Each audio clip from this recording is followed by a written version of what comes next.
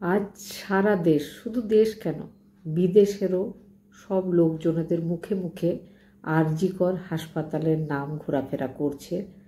একজন মহিলা ট্রেনি ডাক্তারের মৃত্যুকে ঘিরে নানা রকম রহস্য দানা বেঁধেছে।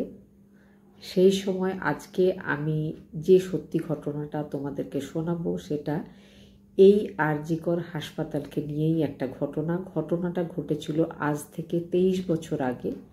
25 আগস্ট 2001 সালের একটা ঘটনা। সকালবেলায় আরজিকর হসপিটালের একটা হোস্টেল, নাম হচ্ছে ললিত মেমোরিয়াল হোস্টেল, সেখানে ফার্স্ট ফ্লোরে একটা এমবিবিএসের 4th ইয়ারের স্টুডেন্ট থাকতো। তার নাম ছিল সৌমিত্র বিশ্বাস। তাকে একটা ছোট নাইলনের দড়িতে ঝুলন্ত অবস্থায় দেখা যায় তার ঘরের সিলিং ফ্যানের সাথে। সঙ্গে সঙ্গে আশেপাশের হোস্টেলের ছেলেরা সবাই এসে সেখানে জড়ো হয়। তারপরে ধীরে ধীরে সবার মনে একটা সন্দেহ জাগে যে অত ছোট একটা দড়িতে কেউ কিভাবে সুসাইড করতে পারে। কারণ কি, দড়িটা এতটাই ছোট ছিল যে ফ্যানে বাঁধার পরে নিজের গলাতে ফাঁস লাগানোটা খুব কঠিন একটা ব্যাপার। দেখেই বোঝা যাচ্ছিল যে ওইটুকু দড়িতে দুটো জায়গাতে গিঁট মারাটা খুব অসম্ভব একটা ব্যাপার। সেই ব্যাপারটা যে মৃত ছাত্র তার বাবা মাও জানতে পারে। তো বাবা মারা কিছুতেই বিশ্বাস করতে চাইছিল না যে তাদের যে ছেলের বহু বছরের একটাই স্বপ্ন যে সে একজন এমবিবিএস ডাক্তার হবে, সেটাই সে হতে চলেছে, তার ফাইনাল ইয়ার খুব কাছাকাছি, তাহলে সে এই ধরনের একটা ঘটনা ঘটালো কেন। সে কিন্তু নিজের সমস্ত কথা, সব রকম গল্পই নিজের মায়ের সাথে শেয়ার করত। আর প্রায় প্রত্যেক দিনই মায়ের সাথে বাবার সাথে তার কথা হতো।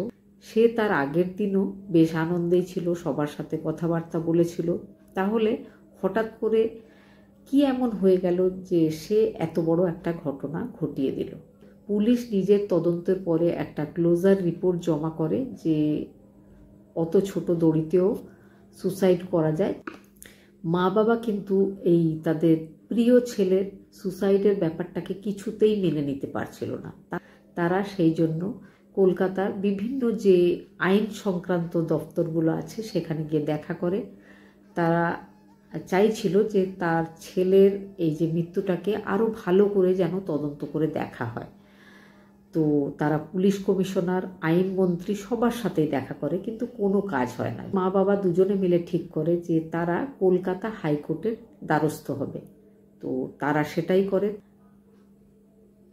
তারা সিবিআই এনকোয়ারির জন্য দরখাস্ত দেয়। সিবিআই এনকোয়ারির অনুমতি না পেলেও সিআইডির এনকোয়ারির একটা অনুমতি দেওয়া হয়। তারপরে সিআইডি বিভিন্নভাবে তদন্ত করে।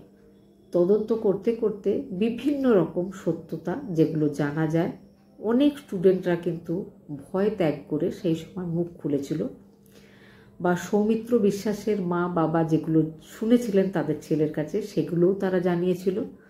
সৌমিত্র বিশ্বাসের একজন মহিলা বান্ধবী ছিল, সেও মুখ খুলেছিল। তো এইভাবে বেশ কিছু তথ্য সিআইডিরা পেয়েছিল। কিন্তু তারপরেও শেষ পর্যন্ত সৌমিত্র বিশ্বাসের যে মৃত্যুর রহস্য সেটা কিন্তু আজও অধরাই থেকে গেছে। কোনো রেজাল্ট সিআইডি তার মা বাবাকে বা জনগণকে দিতে পারেনি। ঘটনাগুলো যেগুলো সিআইডি জানতে পেরেছিল বা সেখানকার স্টুডেন্ট যারা হোস্টেলে থাকতো তাদের কাছে যেগুলো জানা গেছিল, সেই ঘটনাগুলো হচ্ছে যে আরজিকর হসপিটালের যে ললিত মেমোরিয়াল একটা হোস্টেল রয়েছে, সেখানকার ফার্স্ট ফ্লোরের 15 নম্বর রুমে ব্লু ফিল্ম বা পর্ন ফিল্ম বা অশ্লীল ভিডিওর শুটিং চলতো। তো এবার প্রশ্ন হচ্ছে যে শুটিংগুলো কে করতো? সেখানকার ছাত্রছাত্রীরাই কি? না, এরকম হতো না। আরজিকর মেডিকেল কলেজ থেকে পায়ে হেঁটে 15 মিনিটের দূরত্বে সোনাগাছি বলে একটা রেড লাইট এরিয়া আছে, সেখানে দেহ ব্যবসা হয়, বিভিন্ন সেক্স ওয়ার্কাররা থাকে। তো সেই সময় জানা গেছিল যে স্যাটারডে আর সানডে যে সময় স্টুডেন্টদের ক্লাস বন্ধ থাকে, বেশিরভাগ ছাত্র যাদের কাছাকাছি বাড়ি তারা যে যার বাড়িতে যায়, বা ডাক্তাররাও হসপিটালে খুব কম সংখ্যায় উপস্থিত থাকে, সেই সময় ওই 15 নম্বর রুমে পর্নোগ্রাফি মুভির শুটিং চলতো। তো সেই জন্য সোনাগাছি থেকে সেক্স ওয়ার্কারদেরকে ডাকা হতো, ডাকার পরে সেখানে শ্যুটিং হতো। শ্যুটিং হওয়ার পরে যখন ফিল্ম এডিট করা হতো তখন সেই সোনাগাছির সেক্স ওয়ার্কারের ফেসের সাথে অন্য কোনো ফেস, যে ডাক্তারি পড়ুয়া যে স্টুডেন্টরা রয়েছে সেই মেয়েগুলোর কোনো না কোনো মেয়ের ফেসটাকে সেই যে শ্যুটিংয়ের সেক্স ওয়ার্কারের বডির সাথে লাগিয়ে দেওয়া হতো। যারা এই ধরনের সিনেমা দেখতে পছন্দ করে তারা দেখত। তো এই ঘটনাগুলো কিন্তু বেশিরভাগ ছাত্ররাই, যারা বেশ কিছু লম্বা সময় ধরে পড়াশোনা করছে, তারা সবাই জানতো। আর আমরা সবাই জানি যে এমবিবিএস বা ডাক্তারি পড়াশোনা বেশ লম্বা টাইমের একটা পড়াশোনা। প্রথম সৌমিত্র বিশ্বাস 4 বছর ধরে সেখানে পড়ছে, তারও এই ব্যাপারগুলো জানা ছিল। সেও কিন্তু কখনোই কোনো বিরোধিতা করেনি, সে কাউকে কিচ্ছু বলেনি এই ব্যাপারে। সে অন্যান্য সমস্ত ছাত্রদের মতো চুপ করেই থাকতো। কিন্তু একদিন একটা মুভি বের হয় বা একটা মুভি তাদের নজরে পড়ে, যেটাতে সৌমিত্রর একটা ছেলে বন্ধু ছিল, তার ফেসটা ব্যবহার করা হয়েছিল। সেটাতে সৌমিত্র ভীষণ রেগে যায়, কিন্তু তার বন্ধু বা সে দুজনেই আলোচনা করে নিজেকে থামিয়ে দেয়, দমিয়ে দেয়। কিন্তু যারা এই ধরনের কাজগুলো করছিল তাদেরকে আকারে ইঙ্গিতে কিছু বলে বুঝিয়েছিল যে এই রকম যেন আর না করা হয়।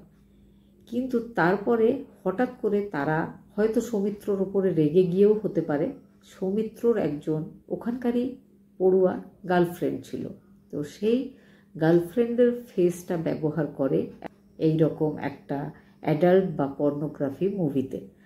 ব্যবহার করার কথা যখন সে জানতে পারে, সে ভীষণ রেগে যায়। সে কিন্তু যারা এই ধরনের কাজগুলো করছিল তাদেরকে সে চিনত, তো সে তাদের সাথে গিয়ে ঝগড়া করে, তর্ক করে। সে তাদেরকে জানিয়ে আসে যে আগামীতে যদি কখনো এরকম হয় তাহলে কিন্তু সে উপর মহলে পুলিশের কাছে, বিভিন্ন মন্ত্রীদের কাছে এগুলো জানিয়ে দেবে। ঝগড়া বিবাদের ঘটনার 2-1 দিনের মধ্যেই কিন্তু সৌমিত্র বিশ্বাসকে তার ঘরে সিলিং ফ্যানে ঝুলতে দেখা যায়।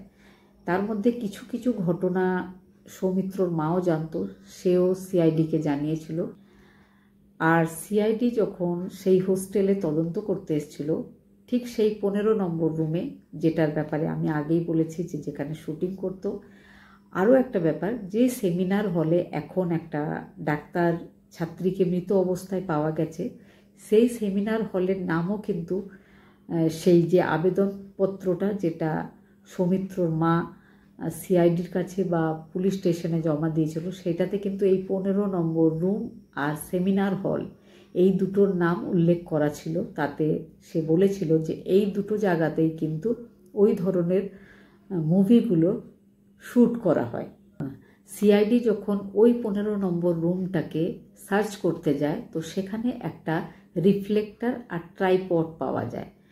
ট্রাইপড এখন আজকাল অনেকের বাড়িতেই দেখা যায়, কারণ সবাই কোনো না কোনো ভিডিও তৈরি করছে বা রিলস তৈরি করছে, সেই জন্য হয়তো ট্রাইপড থাকে। কিন্তু আজ থেকে 23 বছর আগে একটা মেডিকেলের স্টুডেন্টের ঘরে ট্রাইপড থাকার কিন্তু কোনো দরকার ছিল না। রিফ্লেক্টর হচ্ছে যেখান থেকে একটা জোরালো আলো রিফ্লেক্ট করে, আলোটা যেখানে শুটিং হয় সেখানে আলোর দরকার থাকে, একটা জোরালো আলো। তো একটা আলো সেই রিফ্লেক্টরে ফেলা হয়, আর রিফ্লেক্ট হয়ে তেজ একটা জোরালো আলো সেই যেখানে শুটিংটা হচ্ছে সেখানে পৌঁছানো হয়। তো রিফ্লেক্টর আর ট্রাইপড দুটোই কিন্তু কোনো ফটো তোলা বা কোনো ভিডিও করা সেই সময়ই কাজে লাগে। এগুলো কিন্তু স্টুডিওতে থাকে। তাহলে 15 নম্বর রুমে, যেটা একটা মেডিকেল ছাত্রর হোস্টেল রুম, সেখানে এগুলো কি করছিল? এই জিনিসগুলোর উপস্থিতি কিন্তু কোথাও না কোথাও প্রমাণ করছিল যে সৌমিত্র বিশ্বাসের মা বা কিছু কিছু পড়ুয়া যেগুলো বলছে সেগুলো মিথ্যা নয়। আরও একটা ব্যাপার যেটা শুনলে সবাই অবাক হয়ে যাবে, সেটা হচ্ছে যে আরজি হসপিটালে সদ্য হয়তো কেউ মারা গেছে, একদম টাটকা ডেড বডিকেও এই ধরনের মুভি তৈরি করার জন্য কাজে লাগানো হতো। এই যে ব্যাপারটা সেই সময় পেপারেও বেরিয়েছিল, অনেকগুলো ডাক্তারি ছাত্র, কিছু ডাক্তার। সেই সময় কিন্তু ওয়েস্ট বেঙ্গলে সিপিএমের সরকার ছিল, আর সিপিএমের একজন বড় মন্ত্রীর নামও এই ব্যাপারটার মধ্যে জড়িয়ে গেছিল, কিন্তু শেষ পর্যন্ত সবাই ক্লিন চিট পায়। আর সৌমিত্রর মৃত্যুটা আজও প্রমাণ কিছু করা যায়নি, সেইভাবেই থেকে গেছে কেসটা। সিআইডিও কিন্তু কিছুদিন পরেই ক্লোজার রিপোর্ট জমা দিয়ে দিয়েছিল। তো এই ঘটনাটা জানার পরে এটাই বোঝা যায়, বা শুধু এই ঘটনা নয়, পরপর আরও এইরকম অনেক ঘটনা ঘটেছে ওই আরজিকর হসপিটালে, যেগুলো আজও রহস্যময় হয়ে আছে।